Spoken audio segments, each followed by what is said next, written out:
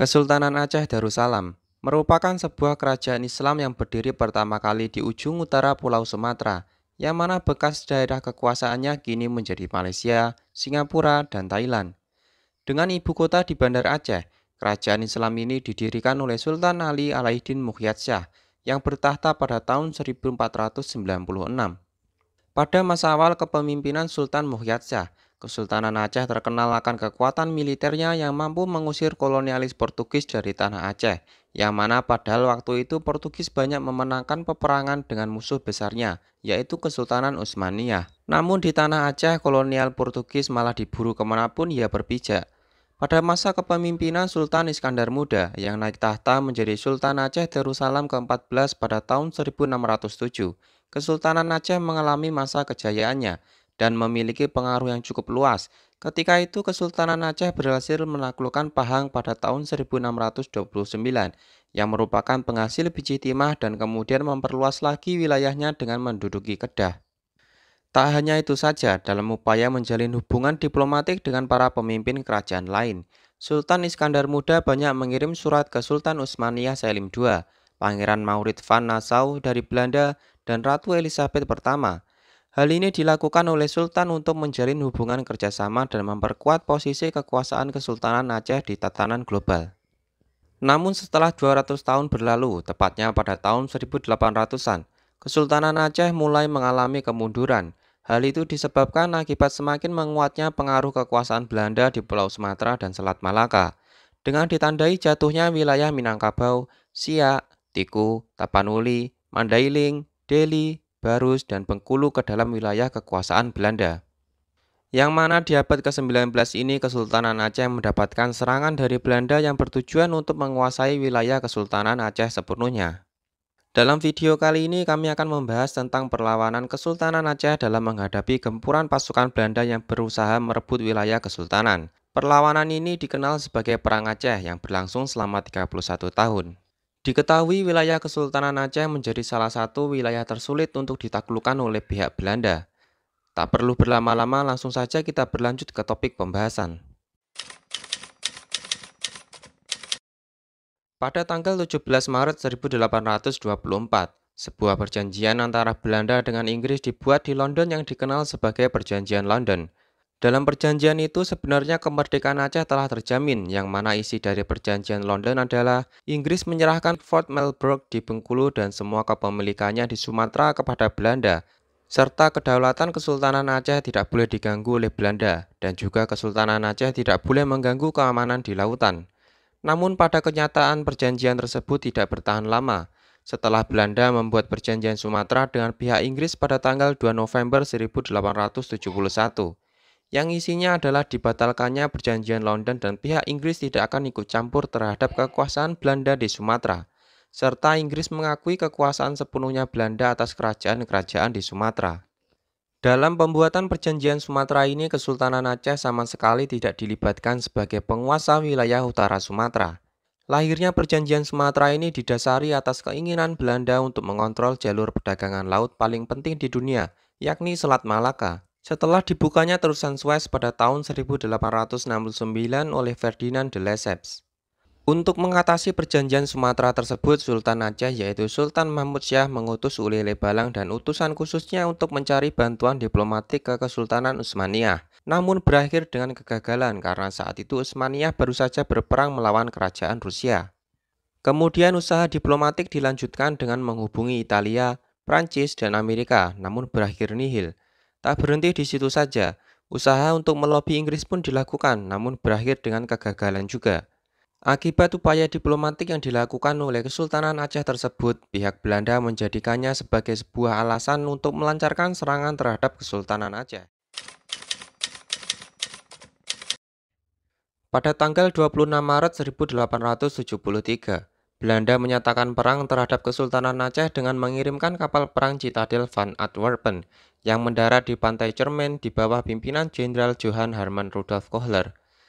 Dengan membawa 3.198 tentara dan 168 diantaranya merupakan perwira.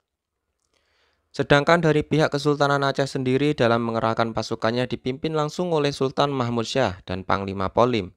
Selama perang pertama yang dilancarkan oleh pihak Belanda ini dapat dipatahkan dengan mudah oleh para pejuang Aceh. Bahkan Jenderal Kohler yang menjadi pemimpin pasukan Belanda pun turut tewas dalam pertempuran.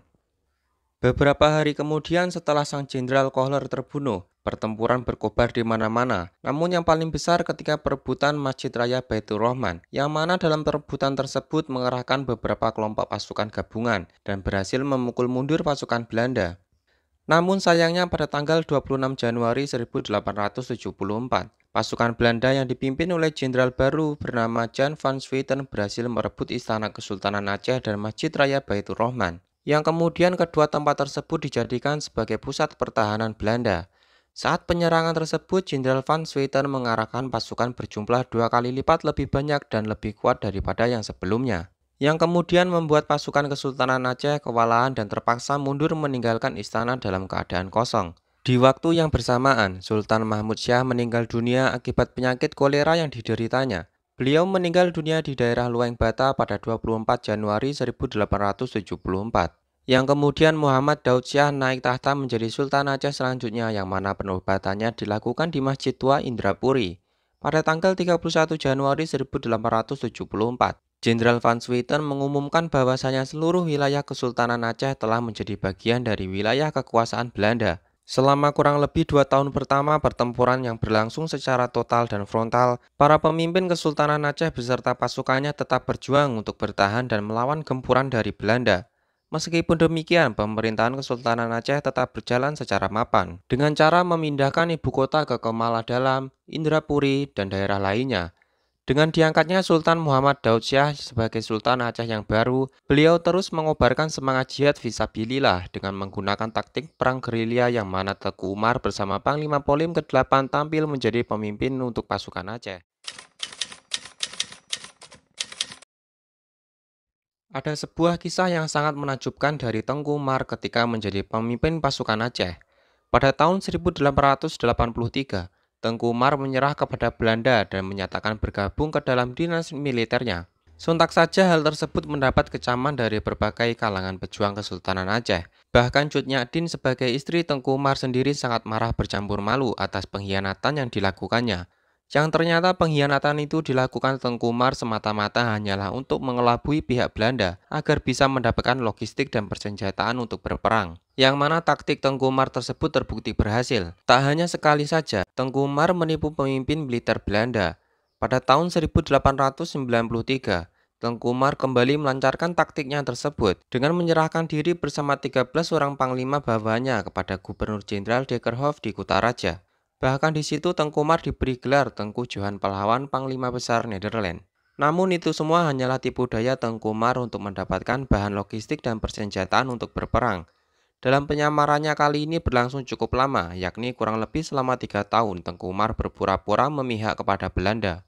Dan akhirnya tanggal 30 Maret 1896, Tengku Umar keluar dari dinas militer Belanda bersama pasukannya dengan membawa kabur 800 pucuk senjata, 25.000 butir peluru, 500 kg amunisi, dan uang 18.000 dolar.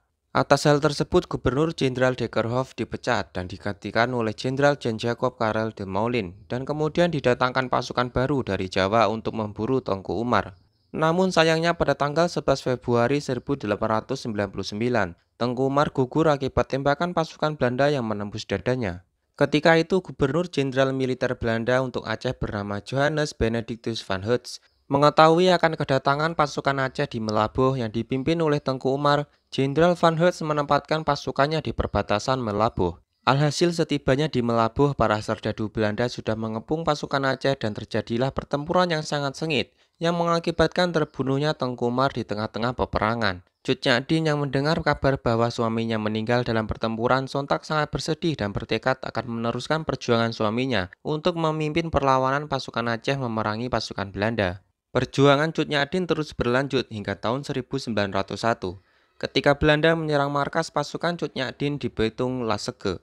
Akibatnya pasukan Cut Nyak Dien mengalami kekalahan dan Cut Nyak Dien sendiri berhasil ditangkap oleh pihak Belanda, yang kemudian beliau diasingkan ke Sumedang, Jawa Barat.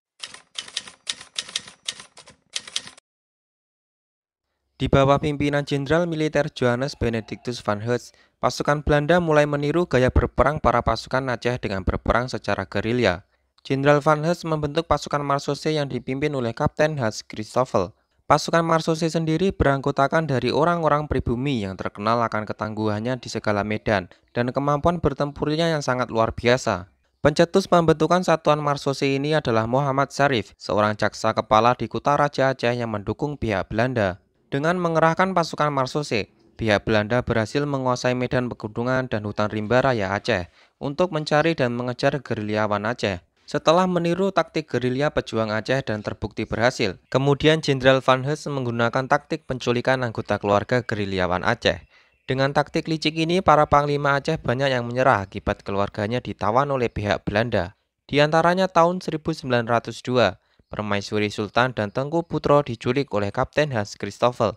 Putra Sultan bernama Tuanku Ibrahim diculik oleh Van der Maten. Akibatnya Sultan menyerah pada 5 Januari 1902. Kemudian tahun 1903, putra Panglima Polim dan beberapa kerabat terdekatnya ditawan oleh Van der Maten saat berlangsungnya penyergapan di Tangsel. Akibatnya Panglima Polim menyerah kepada Belanda di Lok Sumawe pada Desember 1903. Setelah itu banyak para pengikut Panglima Polim yang menyerah kepada Belanda. Sebelumnya pada 20 Januari 1903, Sultan Aceh yakni Sultan Muhammad Daud Shah dan beberapa pemimpin Aceh yang telah tertangkap dan menyerah kepada Belanda telah menandatangani perjanjian pendek yang telah disiapkan oleh Jenderal Van Hees, yang berisikan bahwa Sultan telah mengakui daerahnya sebagai bagian dari Hindia Belanda dan berjanji tidak akan mengadakan hubungan dengan kekuasaan di luar negeri, serta mematuhi perintah dari Belanda. Walau demikian, perlawanan rakyat Aceh terus berkobar di mana-mana, dan wilayah Aceh tidak dapat dikuasai sepenuhnya oleh pihak Belanda. Hal itu berlangsung sampai Belanda meninggalkan Nusantara dan digantikan oleh penjajah baru, yaitu Jepang. Itu tadi merupakan kisah perlawanan rakyat Kesultanan Aceh Darussalam yang dipimpin oleh Sultan dan para panglimanya dalam mempertahankan wilayah Kesultanan Aceh dari tangan penjajahan Belanda. Terima kasih karena telah menonton video kami hingga akhir. Jika ada salah kata dalam penyampaiannya, mohon maaf. Sampai jumpa di video kami selanjutnya dan semoga harimu menyenangkan.